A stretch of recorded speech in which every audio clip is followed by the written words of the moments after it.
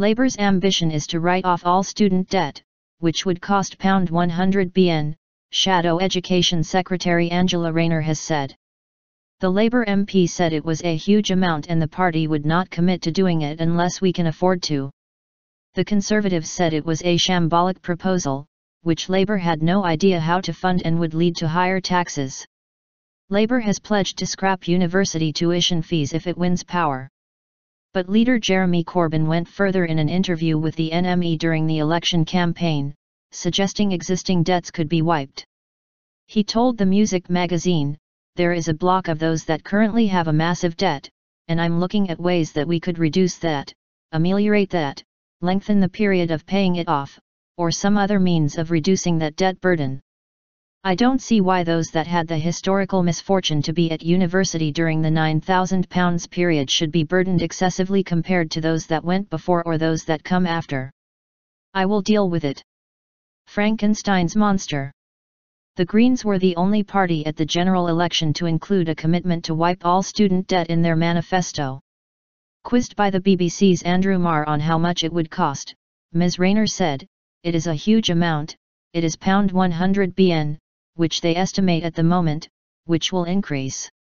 It's a huge amount of money, but we also know a third of that is never repaid." Ms Rayner said Mr Corbyn had said it was an ambition, but she added, "We will not announce that we're doing it unless we can afford to do that."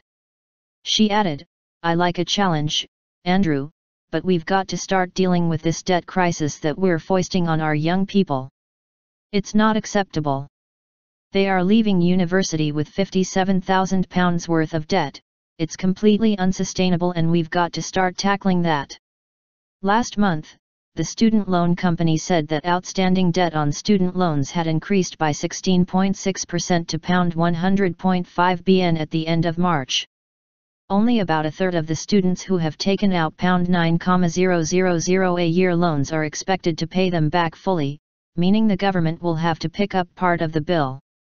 Lord Adonis, who came up with the student fees policy as Tony Blair's policy director, has called for them to be scrapped or vastly reduced, saying in an article for The Guardian that he had never meant to create a Frankenstein's monster of £50,000 plus debts for graduates on modest salaries.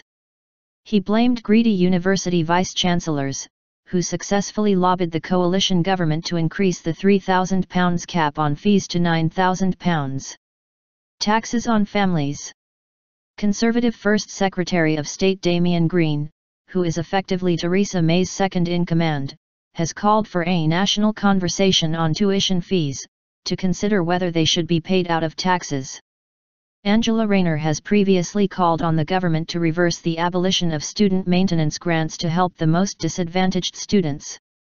She also wants to reduce the interest rate that students have to pay on their loans, which has gone up to 6.1%. Asked by Andrew Marr if fewer working-class youngsters were getting into university education as a result of tuition fees, she said, "I don't believe that that's the case actually, but I do believe that many working-class and part-time and older mature students are actually leaving university."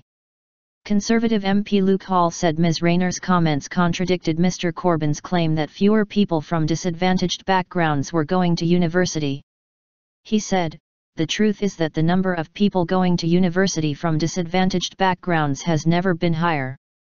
Now Labour are making shambolic promises to spend £100 billion extra, without any idea of how to fund it, that could only be paid for through higher taxes on families. This government is committed to making sure that everybody has the chance to go to university no matter their background, so that we can build a country that works for everyone."